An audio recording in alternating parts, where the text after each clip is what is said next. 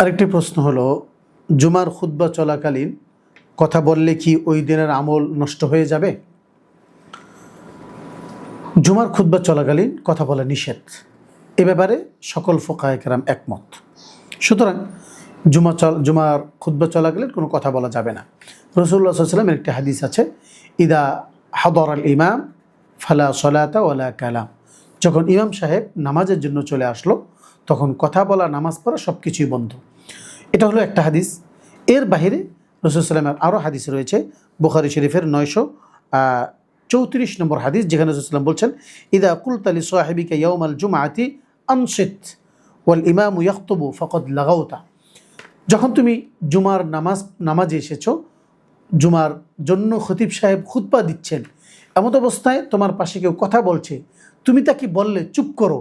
এই চুপ করো যে বললে, এই বলাটাও তোমার জন্য অপরাধ হলো। সুতরাং নিজে কথা বলা তো যাবেই না, কেউ কথা বললে তাকে চুপ করতে বলবো, এটারও অনুমতি নেই।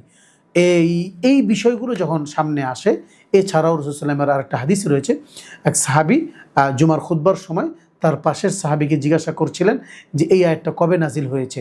তিনি কোনো জবাব দেননি।